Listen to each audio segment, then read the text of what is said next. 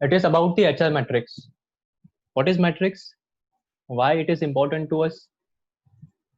Why do we need? How many metrics are there? All will be covered here.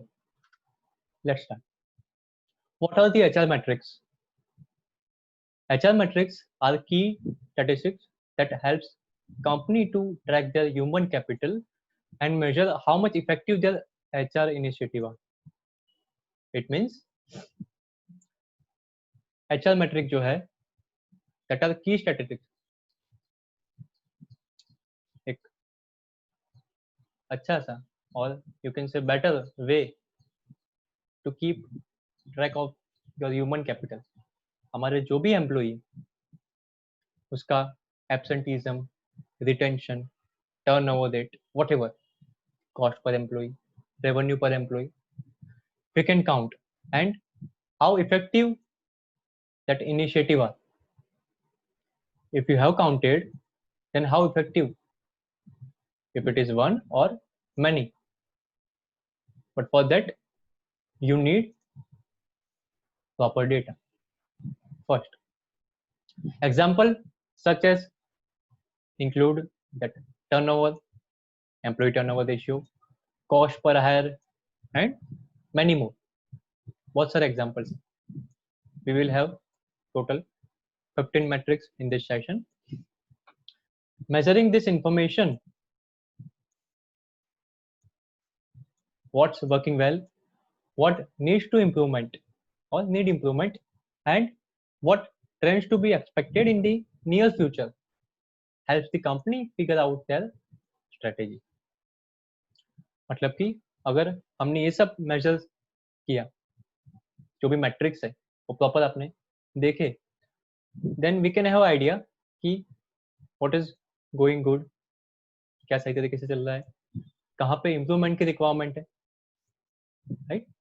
Strategy हम लोग कैसे बना सकते हैं for next 1 month, next 6 months, or whatever, for recruitment strategy, for payroll strategy, and every aspect of the HR, right? That's why it is important. Why we need metrics?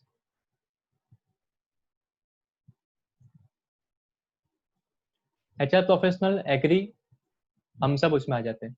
Measuring HR and impact of an organization is critical. In fact, many want to hear from their HR teams more frequently. Remember, more frequently and with more detailed HR reports.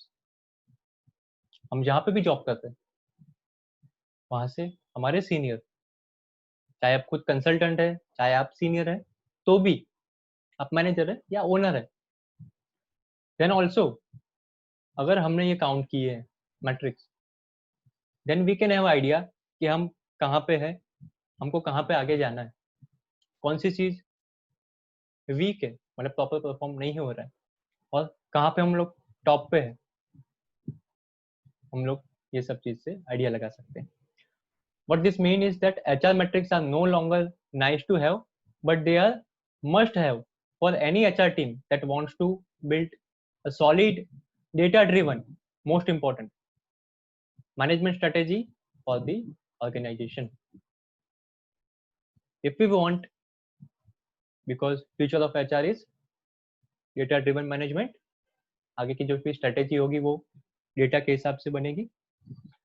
तो जो भी data आपके पास है company का,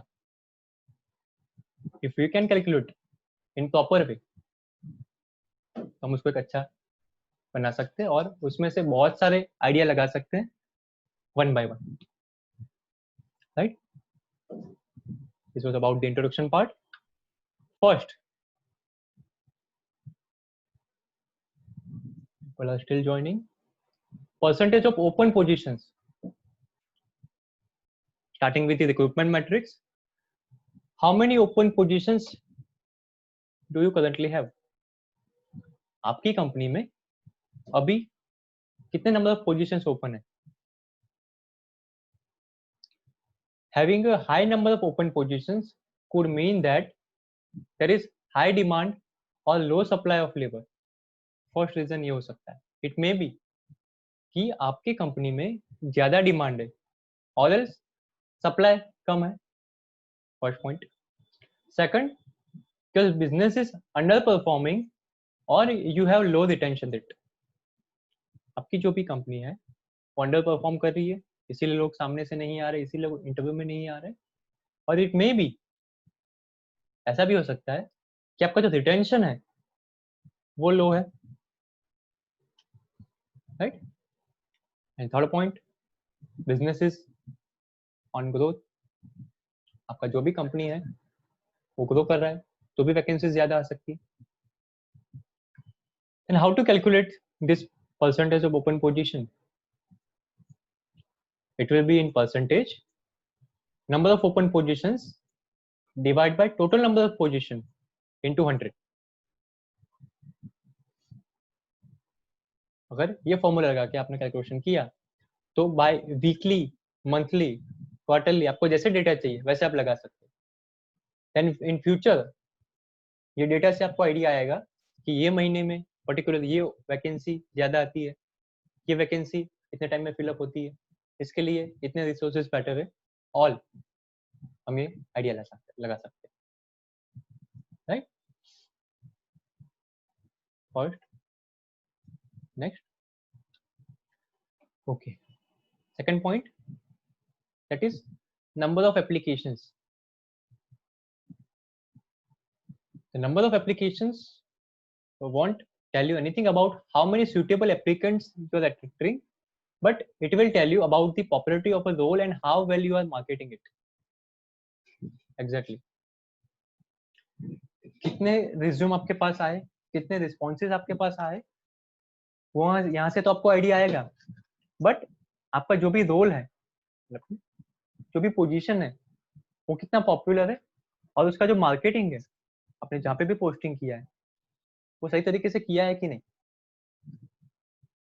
example से समझेंगे हम लोग, बेटर होगा आपको क्लियर। कोई भी एक वैकेंसी है, जैसे कि एग्जाम्पल में हम लोग अकाउंट एग्जीक्यूटिव का वैकेंसी लेते हैं। जैसे ही आपने पोस्टिंग किया, विद इन 2 आवर या 4 आवर आपके पास 100 रिस्पॉन्सेज आ गए। और उसके ही सामने आप में से कोई आईटी कंपनी में है तो आइडिया आएगा, या मैन्युफैक्चरिंग में है तो फार्मा में, आईटी में है तो ओडू डेवलपर या रिएक्ट जो भी डेवलपर सभी चाहिए होते हैं, फार्मा में है तो एपीआई और व्हाटएवर। वो पोस्टिंग मैंने किया तो मेरे पास 25 रिस्पॉन्स ही आए। फिर इसके बाद के स्टेप आपको आइडिया है, जैसे कि ये 100 रिस्पॉन्सेस हैं, उसमें से आपको वहाँ पे शॉर्टलिस्ट करने पड़ेंगे। फर्स्ट ऑफ ऑल 100 के 100 रिज्यूम तो हमको देखने ही है, हमारा काम वही है एचआर में। आफ्टर 15 डेट 15 तारीख के बाद हमको यही काम करना होता है, और भी काम होते हैं वैसे। तो 100 रिज्यूम आपने देखे, उसमें से आपके पास जो अच्छे लगे आपको रिज्यूम, वो दैट वाज 40 और 45 रिज्यूम। तो बाकी 55 रिज्यूम काम के नहीं थे, अभी काम के नहीं थे। क्यों? किसी की सैलरी ज्यादा थी, किसी का लोकेशन दूर था, किसी के पास एक्सपीरियंस नहीं था। बहुत सारे क्राइटेरिया वहां पे होते हैं। एंड सेम चीज यहाँ पे 25 रिस्पॉन्सेज आए, 25 में से आपके पास जो काम के रिज्यूम थे वो 10 निकले खाली, या 12 निकले, तो बाकी के लोग। तो आपको अगर इसको बेटर बनाना है तो क्या कर सकते? फर्स्ट एग्जांपल, अगर जब भी हम लोग पोस्टिंग कर रहे हैं उसमें position proper, experience proper, location city का और एरिया का भी नाम लिख सकते तो that will be also good. Salary proper mention कर दिया है, जो भी मेन पॉइंट है केआरए के वो मेंशन करें हम लोग। काफी बार आपने देखा होगा पूरे के पूरे केआरए में कॉपी पेस्ट कर लेते हैं, 2-2 पेज के केआरए होते हैं, कोई पढ़ता नहीं है, और काफी लोग तो वो देख के अप्लाई भी नहीं करते इन केस ऑफ फ्रेशर या 2-3 साल का एक्सपीरियंस। ओह इतना सारा, ऐसा हो जाता है। तो हम लोग मेन पॉइंट मेंशन करें वहां पे, ये जैसे एग्जांपल है। तो हो सकता है आपके रिस्पॉन्सेज जो 100 है उसमें से जो प्रॉपर आने थे वो कम हो जाए और यहाँ पे मे भी बढ़ सके। कुछ कुछ पोजीशन में रिस्पॉन्सेज बहुत कम आते हैं सीनियर पोजीशन में, तो वो ध्यान रखना है। कुछ पोजीशन के हम लोग कर सकते हैं ये सब चीजें, right. Sometimes you may want to reduce the total number of applications. That's why it is important recruitment metric to track. कभी भी हमको ये कम भी करने हैं रिस्पॉन्सेज, हमारे पास और बहुत सारे काम है, वन बाय हम लोग देखेंगे, मैट्रिक्स भी इंटरकनेक्टेड है आगे। Having too many candidates can show that your JD is too unclear or salary is too high. ऐसा भी हो सकता है। As I told कि आपका जो JD है तो प्रॉपर आपने नहीं वहाँ पे बनाया और सैलरी ज्यादा रख दिया या एक्सपीरियंस मेंशन किया है बट ब्रैकेट में लिखा हो कि प्रॉपरली इनटू एचआर में है तो आपने क्या मेंशन करना है, बैक ऑफिस में तो क्या मेंशन करना है, सेल्स में तो आपको मेन की पॉइंट क्या लिखना है, अगर वो आपने मेंशन कर दिया तो हो सकता है रिस्पॉन्सेज कम आए लेकिन वो बेटर आए। ये मैट्रिक्स से आपको आइडिया लगा सकते हैं। That was second recruitment metric. Third metric, that is time to hire. Time to hire is simply the amount of time it takes to get an employee on the board. जो भी employ हम लोग higher कर रहे हैं वो employ को on board company में हायर करने के बाद कितना टाइम लगता है वो यहाँ पे हम लोग काउंट करेंगे। Time between when a candidate first make contact and with their hired, ऐसा हो सकता है यहाँ पे कि आपने कैंडिडेट को फर्स्ट कांटेक्ट कब किया था, उसके रिस्पॉन्सेज आए और आपने उसको हायर कब किया, उसका गैप। Second, time it takes for the candidate to actually start the role, hire करने के बाद वो प्रॉपर काम कब तक करने लगे, 13 days 15 days what ever time, तो उस गैप को आप कैसे कम कर सकते हैं बाद में काउंट करने के बाद, वो यहाँ पे डिपेंड करता है। This metric is useful because it helps you to identify if and when your hiring process might be slow. Example से समझो, एक एम्प्लॉय को आपने कांटेक्ट किया और उसने अप्लाई किया था 2 तारीख को, सामने आपने उसको 15 तारीख को ज्वाइन करवा लिया कंपनी में, कितना टाइम हुआ यहाँ पे 13 डेज। दूसरे किसी एम्प्लॉय को सेम 2 तारीख को इंटरव्यू लिया था और सामने उसने नेक्स्ट मंथ 2 तारीख को ज्वाइन किया बिकॉज उसका 30 दिन का नोटिस था। तो यहाँ से आपको आइडिया क्या आएगा कि नोटिस पीरियड ज्यादा हो जिनका या फिर हम लोग नेगोशिएट नहीं करवा सकते, तो हो सके उतने कैंडिडेट को जल्दी प्रेफर करेंगे कुछ पोजीशन के लिए, क्योंकि कुछ पोजीशन ऐसी कंपनी में होगी जिसमें इमीडिएट हायरिंग चाहिए, तो हम लोग इसको बाद में प्रेफर करेंगे। इसलिए कहीं पे हम लोग भी ऐसा ही करते हैं, आप लोग सब भी करते होंगे कि जो लोग ज्यादा नोटिस वाले हो या जहाँ पे नेगोशिएशन नहीं हो सकता उसको हम लोग बाद में प्रेफर करते हैं इमीडिएट पोजीशन के लिए, तो इससे आपको आइडिया आएगा। एंड यहाँ पे जो 13 डेज का गैप है, इतना टाइम क्यों लगा, 2 तारीख को आपने इंटरव्यू स्टार्ट किया था, फर्स्ट राउंड लिया, फिर 3 से 5 दिन का गैप हुआ, फिर सेकंड राउंड के लिए कैंडिडेट आया और बाद में फिर ज्वाइनिंग हुआ, तो ये दोनों गैप में कहीं पर हम लोग कम कर सकते हैं 7 दिन का या 15 दिन का जो भी गैप है बीच में 2 time, then you can make it better, right. How to calculate, तो ये डेज में कैलकुलेट होगा, day when candidate accepted the offer minus day when candidate applied for the job. मैंने आपको एग्जांपल दे दिया कि जब उसने ऑफर एक्सेप्ट किया और जब भी अप्लाई किया था, वो दोनों का यहाँ पे डिफरेंस निकालेंगे, then we will have days, total number of days, exactly. Okay, next, interview to offer ratio. Title से आइडिया जाएगा, interview to offer ratio is how many interviews you are carrying out per hire. एक candidate को hire करने के पीछे आपके कितने interviews हो रहे हैं, you should be averaging about 1 to 3 interviews per hire, more than that and you start to waste your valuable resources, sometime it depends, final round हम लोग 2-3 लोग या 5 लोग का लेके एक इंटरव्यू को, एक कैंडिडेट को सिलेक्ट कर रहे हैं, इट इज गुड। ज्यादा इंटरव्यू लेके फिर आप सिलेक्ट कर रहे हो, हमारा टाइम वेस्ट हो रहा है। 10 इंटरव्यू लेके फाइनल राउंड में 10 लोग गए, उसमें से आपने एक को शॉर्ट लिस्ट किया और वही ज्वाइन करता है, तो बाकी 9 लोग क्यों फाइनल राउंड तक पहुंचे? अगर आप सीनियर हो तो आपको वहां पे आइडेंटिफाई करना है, वहां पे इवेल्युएशन करना है। अगर आप जूनियर हो, आपके सीनियर या जो भी फाइनल इंटरव्यू ले रहे हैं उनको पूछना है ये 9 लोग क्यों निकल गए वहां से, क्या रीजन था। एटलीस्ट ट्राई करेंगे हम लोग यहाँ पे 6 या 7 हो जाए, 2-3 लोग पहले से निकल जाए, हम लोग ऐसे उसको बेटर बना। Are you interviewing large number of candidates for the role? It could be that earlier hiring process need to tighten. As I told कि आगे की प्रोसेस है उसको और बेटर बनाना होगा।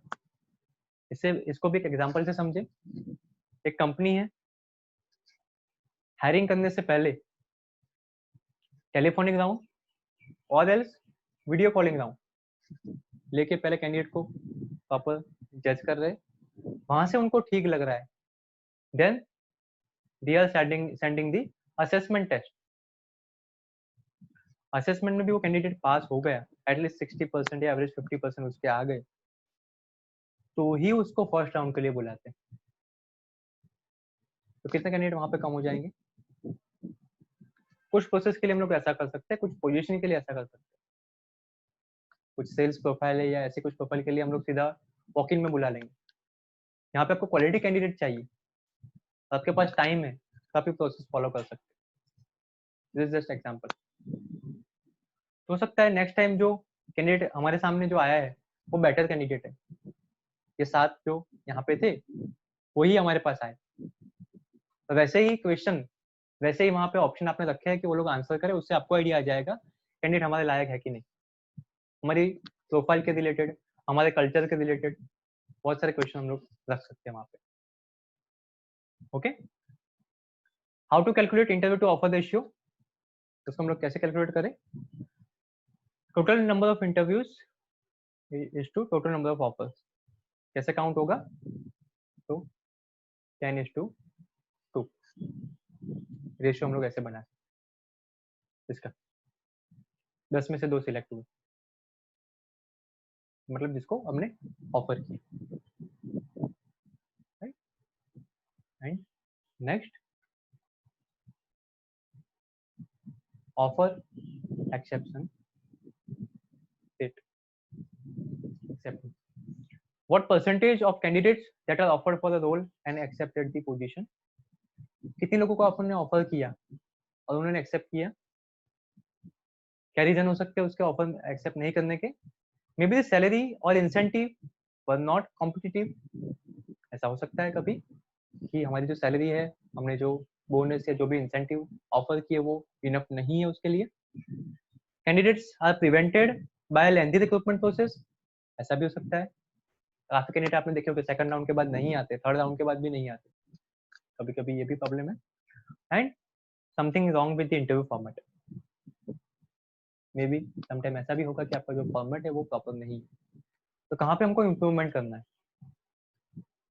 अभी ये 5 पॉइंट हमने पढ़े, उसका एक चेन बनाए हम लोग, हमको एक कैंडिडेट को ज्वाइन करवाना है, तो फ्रॉम फर्स्ट टू 5 हमने जो मैट्रिक देखे उसका आपको लिंक करना हो तो कैसे करें? हमारे पास 100 रिस्पॉन्सेस आए, 100 रिस्पॉन्स में से हमारे प्रोफाइल के रिलेटेड, हमारे जो पोजीशन है उसके रिलेटेड हमने देखा कि 45 एम्प्लॉइज वहां पे थे। आपने उन सबको कॉल किया और उसमें से 25 लोग रेडी हुए। 25 लोग में से ही लास्ट मतलब इंटरव्यू देने के लिए आए 15 लोग, 10 लोग बीच में से निकल गए, और 15 में से फाइनल राउंड में हमने देखा 8 या 10 लोग पहुंचे, और उसमें से आपने एक को ऑफर किया।